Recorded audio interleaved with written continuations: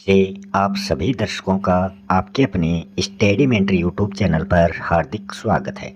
आज हम आपके सामने लेके हैं new NCERT class 12th subject रहने वाला है हिस्ट्री। इस वीडियो में हम देखेंगे एक साम्राज्य की राजधानी विजयनगर जो चैप्टर है उससे संबंधित कुछ इम्पोर्टेंट क्वेश्चन। यह क्वेश्चन आपकी कंपटीशन एग्ज़ाम के लिए बहुत ही लाभदायक है। ये क्वेश्चन जो हैं ये चैप्टर के बीच बीच से तैयार किए गए हैं। अगर आपने अभी तक चैनल को सब्सक्राइब नहीं किया है तो चैनल को सब्सक्राइब कर लें और अन्य वीडियो अगर आप देखना चाहें तो चैनल की प्लेलिस्ट में जाकर आप अन्य सब्जेक्ट के और हिस्ट्री से संबंधित इससे पहले के वीडियो आप वहां देख सकते हैं। तो शुरू कर रहे हैं। चैप्टर नंबर 7 का पहला क्वेश्चन है, वास्को डी गामा ने भारत की खोज कब की थी? तो इन्होंने 1498 ईस्वी को भारत की खोज की थी। तालीकोटा का युद्ध कब लड़ा गया था? तो ये लड़ा गया था 1565 को। तालीकोटा के युद्ध में विजयनगर का नेतृत्व जो था वो किसने किया था? वो किया था राम राय ने। अगले क्वेश्चन की हम बात करें तो वो है, विजयनगर के शासक किसकी ओर से शासन करने का दावा करते थे? तो वो भगवान विरूपाक्ष की ओर से शासन करने का दावा करते थे। हम्पी को राष्ट्रीय महत्व के स्थल के रूप में मान्यता कब दी गई थी? तो ये दी गई थी 1976 को। कोलिन मैकेंजी को भारत का पहला सर्वेयर जनरल कब बनाया गया? तो इनको बनाया गया था 1815 को। कृष्णदेव राय का संबंध जो है वो किस वंश से था? तो वो तुलु वंश से संबंधित शासक थे। अगले क्वेश्चन की हम बात करें तो विजयनगर के शासक अपने आप को क्या कहते थे? तो वो अपने आप को राय की उपाधि से विभूषित करते थे। हम्पी को यूनेस्को ने विश्व पुरातत्व स्थल कब घोषित किया? तो वो किया था 1986 को। नेक्स्ट क्वेश्चन की हम बात करें तो नेक्स्ट क्वेश्चन है, विजयनगर के सभी राजकीय आदेशों पर कन्नड़ लिपि में क्या अंकित होता था? तो उस पर श्री विरूपाक्ष अंकित होता था। हम्पी का पहला सर्वेक्षण मानचित्र किसके द्वारा तैयार किया गया था? तो वो कोलिन मैकेंजी के द्वारा निर्मित था। समकालीन लोग विजयनगर साम्राज्य को किस नाम से पुकारते थे? तो वो कर्नाटक साम्राज्यम के नाम से विजयनगर साम्राज्य को पुकारते थे। अगले क्वेश्चन की हम बात करें तो विजयनगर साम्राज्य को वर्तमान में किस नाम से जाना जाता है? तो उसको वर्तमान में हम्पी के नाम से जानते हैं। और इसका यह हम्पी नाम जो है ये क्यों पड़ा? तो यह नाम जो था वो यहाँ की स्थानीय मातृ देवी पंपा देवी के नाम से इसका नाम हम्पी पड़ा था। अगले क्वेश्चन की हम बात करें, हम्पी की खोज किसने की थी तथा ये किस पद पर कार्यरत थे? तो हम्पी की जो खोज है वो 1800 ईस्वी में कर्नल कोलिन मैकेंजी ने की थी और ये उस टाइम भारत के पहले सर्वेयर जनरल के रूप में कार्यरत माने जाते हैं। नेक्स्ट क्वेश्चन है, विजयनगर साम्राज्य के इतिहास के पुनर्निर्माण में किन स्रोतों का अध्ययन किया गया था? तो इसमें विदेशी यात्रियों के वृत्तांतों, तेलुगु, कन्नड़, तमिल एवं संस्कृत साहित्य जैसे ऐतिहासिक स्रोतों का अध्ययन किया गया था। नेक्स्ट क्वेश्चन है, विजयनगर साम्राज्य की स्थापना जो है वो किसने की थी? तो वो की थी संगम वंश के हरिहर और बुक्का ने। और इसकी स्थापना इन्होंने कब की? तो ये की थी 1336 को। नेक्स्ट क्वेश्चन की हम बात करें, गजपति, अश्वपति और नरपति का शाब्दिक अर्थ आपको बताना है। गज का अर्थ होता है हाथी, मतलब हाथियों के स्वामी। ये उड़ीसा शासकों के लिए ये गजपति नाम जो है ये प्रसिद्ध था। अश्वपति, अश्व होता है घोड़ा, तो ये घोड़ों के स्वामी के लिए अश्वपति नाम आता है। और ये जो दक्कन के सुल्तान हैं उनको ये उपाधि प्राप्त थी।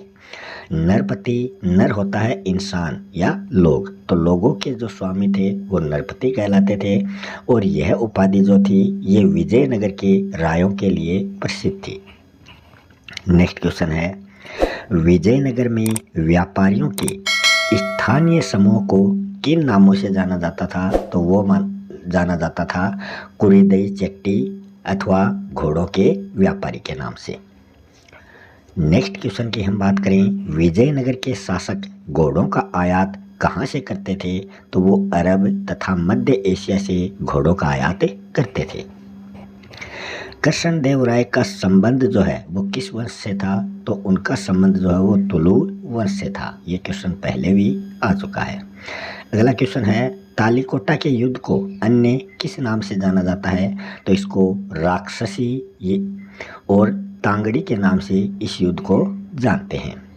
तालीकोटा का युद्ध किन किन के बीच हुआ था?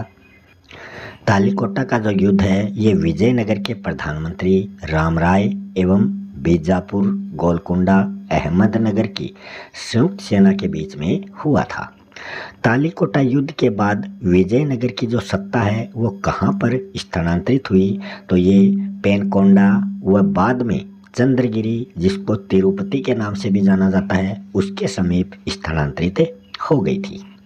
नेक्स्ट है, यवन राज्य की स्थापना करने वाला या विरुद्ध धारण किसने किया था? तो वो किया था कृष्णदेव राय ने। यवन शब्द किसके लिए प्रयोग में लाया जाता है? तो यवन जो शब्द है ये संस्कृत भाषा का शब्द है जो यूनानियों एवं उत्तर पश्चिम से आने वाले जो लोग हैं उनके लिए काम में लिया जाता है। हीरिया नहर का मुख्य उपयोग क्या था? तो हीरिया जो नहर है इसका निर्माण संगम वंश के राजाओं ने करवाया था। इसका जो प्रयोग है वो तुंगभद्रा बांध से पानी को लाने के लिए होता था और इसे धार्मिक केंद्र से शहरी केंद्र को अलग करने वाली घाटी को सिंचित करने में प्रयोग किया जाता था। अगला क्वेश्चन है, नायक कौन थे? तो इसका जवाब हो जाएगा विजयनगर सेना के जो प्रमुख होते थे और जिनका किलों पर नियंत्रण होता था और उनके पास सशस्त्र समर्थक होते थे वो नायक कहलाते थे और ये नायक तेलुगु या कन्नड़ भाषा बोलते थे। अगला क्वेश्चन है, विजयनगर के किलेबंद भाग की सड़कों की विशेषताएं आपको बतानी है। तो यहाँ की जो सड़कें थी वो पहाड़ी भूभाग से बचकर घाटियों से होकर ही इधर उधर घूमती थी। मुख्य सड़कें जो थी वो मंदिरों में प्रवेश द्वारों से आगे बढ़ी हुई थी और इनके दोनों ओर बाजार निर्मित थे। नेक्स्ट है, विजयनगर के राजा का भवन नामक स्थान की दो प्रमुख संरचनाएं कौन सी थी? तो पहली थी सभा मंडप और दूसरी थी महानवमी डिब्बा। अगले क्वेश्चन की हम बात करें, लोटस मतलब कमल महल क्या था? तो इसका जवाब हो जाएगा लोटस या कमल महल जो है वो विजयनगर साम्राज्य के राजकीय केंद्र का एक सुंदर भवन था जो परिषदीय सदन माना जाता था और जहां पर राजा अपने परामर्शदाताओं से मिलते थे। अगला है, हजार राम मंदिर की विशेषताएं बताइए। तो विजयनगर साम्राज्य के राजकीय केंद्र में स्थित मंदिर जिसका प्रयोग केवल राजा और उनके परिवार के द्वारा ही किया जाता था। इस मंदिर की आंतरिक दीवारों पर रामायण के जो दृश्य थे वो उत्कीर्ण थे। नेक्स्ट है, हिंदू सूरत राणा का शाब्दिक अर्थ क्या है? तो हिंदू सूरत राणा जो है ये अरबी भाषा के शब्द सुल्तान जिसका अर्थ होता है राजा, इसका संस्कृत अनुवाद माना जाता है। शाब्दिक रूप में हिंदू सूरत राणा का जो अर्थ है वो हिंदू सुल्तान होता है। अगले क्वेश्चन की हम बात करें वो है, विजयनगर की राजधानी का स्थान चयन जो है वो किससे प्रेरित था? तो यह स्थान जो है ये विरूपाक्ष तथा पंपा देवी के मंदिरों के अस्तित्व से प्रेरित था। नेक्स्ट क्वेश्चन है, विजयनगर साम्राज्य के क्षेत्र के मंदिरों के निर्माण में किन किन राजवंशों का योगदान था? तो इसमें पल्लव, चोल, चालुक्य, होयसाल इन राजवंशों का प्रमुख योगदान था। नेक्स्ट क्वेश्चन की हम बात करें तो वो है विभिन्न विवरणों से विजयनगर के सामान्य लोगों के जीवन की क्या छवि आप पाते हैं। तो जवाब हो जाएगा पुर्तगाली यात्री बरबोसा ने वर्णन किया है कि सामान्य लोगों के अन्य आवास जो हैं वो छप्पर से बने होते थे, पर फिर भी सुदृढ़ और व्यवसाय के आधार पर कई खुले स्थानों वाली लंबी गलियों में वो व्यवस्थित है। नेक्स्ट है मंदिरों के विशिष्ट अभिलक्षणों से में मंडप भी थे, ये आपको स्पष्ट करना है। तो ये अक्सर मंदिर जो है ये परिसर में स्थित देव स्थल के चारों ओर बने होते थे, जो सूक्ष्मता से उत्कीर्ण स्तंभों से सजे हुए माने जाते हैं। नेक्स्ट है मंदिरों के सभागार का प्रयोग किन कार्यों में होता था। तो ये जो थे इनका प्रयोग देवताओं की मूर्तियों, संगीत, नृत्य और नाटकों के विशेष कार्यक्रमों में इनका प्रयोग होता था। देवी देवताओं के विवाह उत्सव मनाने एवं झूला झुलाने के काम ये आते थे। अगले क्वेश्चन की हम बात करें, विजयनगर साम्राज्य के पूर्व शासकों ने किन मंदिरों को संरक्षण प्रदान किया था। तो इसका जवाब हो जाएगा तंजावुर के बृहदेश्वर मंदिर और बेलूर के चनकेशव मंदिर। नेक्स्ट है विजयनगर साम्राज्य का सर्वेक्षण किसने किया था। तो ये किया था जॉन एम फ्रिट्ज और जॉर्ज मिशेल एवं MS नागराज राव, इनके द्वारा सर्वेक्षण किया गया था। नेक्स्ट है विजयनगर साम्राज्य अपने चरमोत्कर्ष पर कहाँ कहाँ तक फैला हुआ था। तो ये उत्तर में कृष्णा नदी से लेकर प्रायद्वीप के सुदूर दक्षिण मतलब तमिलनाडु आंध्र प्रदेश तक ये फैला हुआ था। नेक्स्ट क्वेश्चन है अमर शब्द का आविर्भाव जो है वो कैसे हुआ था। तो अमर शब्द का जो आविर्भाव है वो संस्कृत शब्द समर से हुआ था, जिसका अर्थ होता है लड़ाई या युद्ध। यह फारसी शब्द अमीर से मिलता जुलता है, जिसका अर्थ होता है ऊंचे पद का कुलीन व्यक्ति। नेक्स्ट क्वेश्चन है मंदिरों व संप्रदायों को प्रश्रय देना शासकों के लिए महत्वपूर्ण था, यह आपको स्पष्ट करना है। शासक जो हैं वो देव स्थलों में प्रतिष्ठित देवी देवताओं के संबंध में इनके संबंध के माध्यम से अपनी सत्ता को स्थापित करने तथा वैधता प्रदान करने का प्रयास करते थे। नेक्स्ट क्वेश्चन है कृष्णदेव राय के शासन की जो चारित्रिक विशेषताएं हैं वो आपको बतानी है। जवाब हो जाएगा दक्षिण भारतीय मंदिरों में भव्य गोपुरमों के निर्माण की शुरुआत की गई। अपनी मां के नाम पर नगरपुरम नामक उपनगर की स्थापना की और शांति एवं समृद्धि का काल जो है वो इनका शासनकाल रहा है। नेक्स्ट है विजयनगर साम्राज्य पर किन किन राजवंशों ने शासन किया था, क्रमशः वो आपको बताने हैं। तो संगम वंश, सुलु वंश, तुलु वंश और अराविंदु वंश, ये क्रमशः विजयनगर साम्राज्य के प्रमुख राजवंश थे जिन्होंने शासन किया था। अगला क्वेश्चन है कृष्णदेव राय के द्वारा रचित ग्रंथ का नाम आपको बताना है। तो और इससे हमें क्या जानकारी मिलती है, ये दो क्वेश्चन आपको बताने हैं।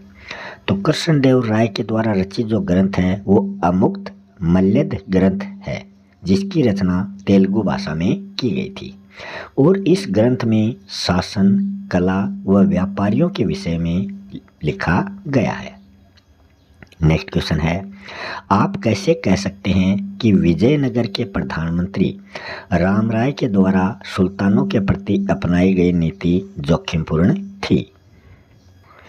इसका जवाब हो जाएगा यह है रामराय की जोखिम भरी नीति थी, जिसके अनुसार उसने एक सुल्तान को दूसरे सुल्तान के विरुद्ध करने की कोशिश की, किंतु वे सुल्तान एक हो गए और उन्होंने उसे निर्णायक रूप से पराजित कर दिया।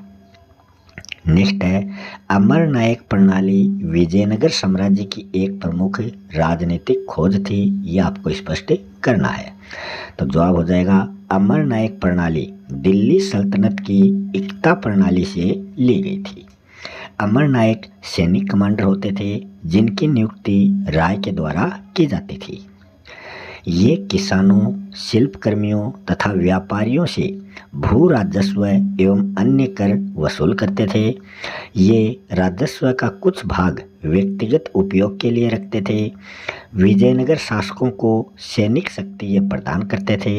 नेक्स्ट क्वेश्चन है, अमर नायकों पर शासक किस प्रकार अपना नियंत्रण दर्शाते थे?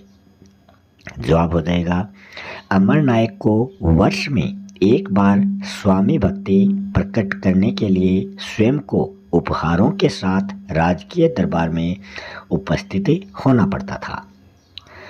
राजा समय समय पर उनका स्थानांतरण भी करता था।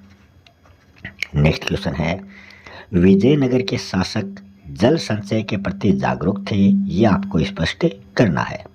विजयनगर की प्रमुख नदी तुंगभद्रा जो है वो मानी जाती थी, जिसके द्वारा निर्मित प्राकृतिक कुंड से कई जलधाराएं निकलती थी। इन जलधाराओं पर बांध बनाकर हौज बनाए जाते थे।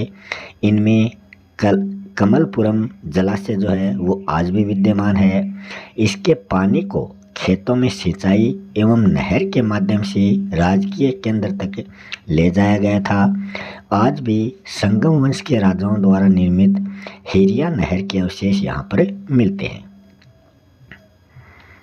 नेक्स्ट क्वेश्चन है, विजयनगर साम्राज्य की एक विशेषता किलेबंदी थी।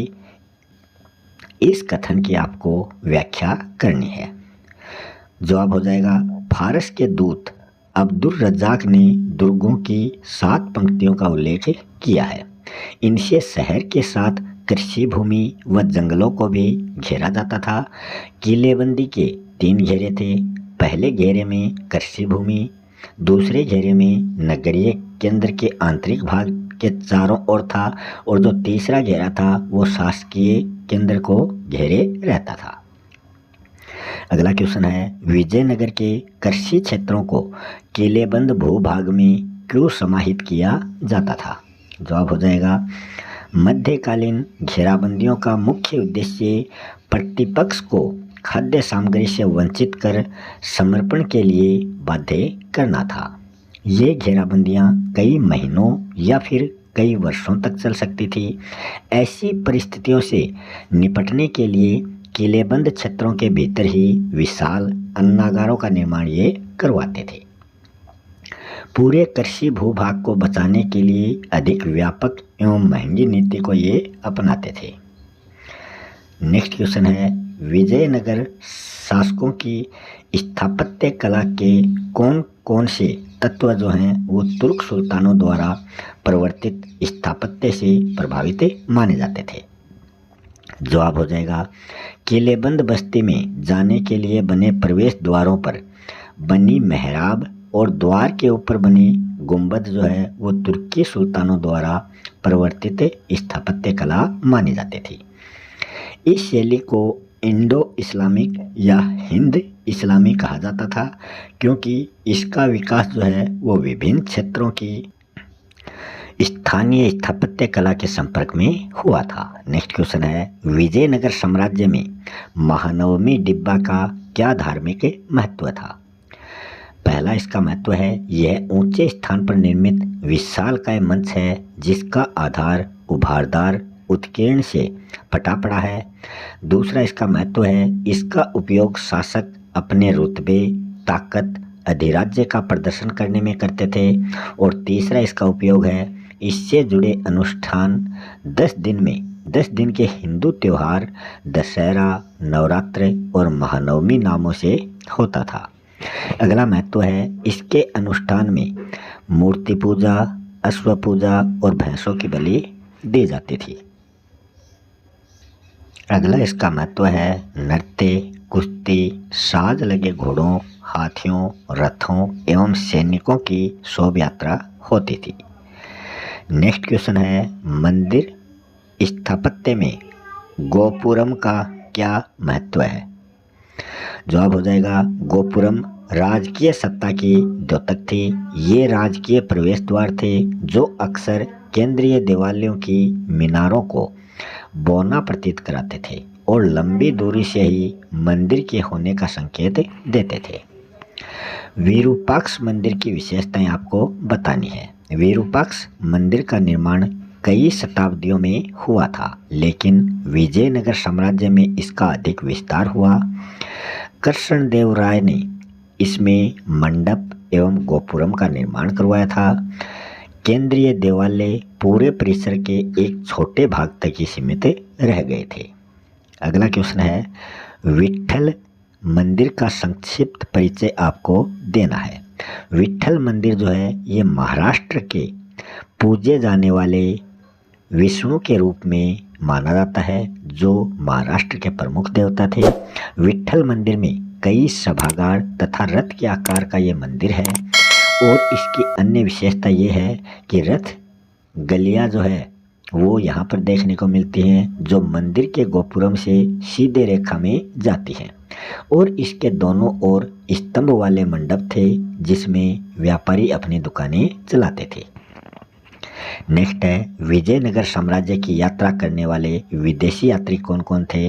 तो पहला नाम आता है इटली का निकोलो दे कॉन्ती, दूसरा है फारस का अब्दुल रजाक, रूस का अफानासी निकितन और पुर्तगाल का दुआर्ते बरबोसा और फर्नाओ नूनेज। नेक्स्ट क्वेश्चन है, कृष्णदेव राय की विजयों के बारे में आपको बताना है। तो पहली इनकी विजय कृष्णा व तुंगभद्रा नदियों के बीच का जो क्षेत्र है जिसको रायचूर दोआब के नाम से जाना जाता है, ये इनकी प्रथम विजय थी जो 1512 ईस्वी में इनको प्राप्त हुई थी। दूसरी इनकी विजय थी उड़ीसा के शासकों का दमन करना जो 1514 में हुई थी। अगली इनकी विजय थी बीजापुर के सुल्तान पर जो 1520 में मानी जाती है। नेक्स्ट क्वेश्चन है, विजयनगर के शासक और सल्तनतें दोनों एक दूसरे के स्थायित्व को निश्चित करने के लिए इच्छुक थे, ये आपको स्पष्ट करना है। इसका जवाब हो जाएगा, दोनों में धार्मिक विभिन्नताएं होने पर भी हमेशा या अपरिहार्य रूप से शत्रुता ये दोनों नहीं रखते थे। कृष्णदेव राय ने बहमनी साम्राज्य के कई दावेदारों का समर्थन किया जिन पर उन्हें यवन राज्य की स्थापना करने वाला विरोध धारण किया था। बीजापुर के सुल्तान ने कृष्णदेव राय की मृत्यु के पश्चात विजयनगर के उत्तराधिकार के विवाद को सुलझाया था। तो इसी के साथ अपना आज का ये वीडियो यहीं समाप्त होता है। वीडियो आपको कैसा लगा ये भी आप ज़रूर बताएं और अगर आपने अभी तक चैनल को सब्सक्राइब नहीं किया है तो कृपया करके चैनल को सब्सक्राइब ज़रूर कर लें ताकि आने वाले वीडियो की सूचनाएं आपके पास तुरंत पहुंच सके। मिलते हैं नेक्स्ट वीडियो में किसी नए टॉपिक के साथ, तब तक के लिए आप सभी दर्शकों का बहुत बहुत धन्यवाद।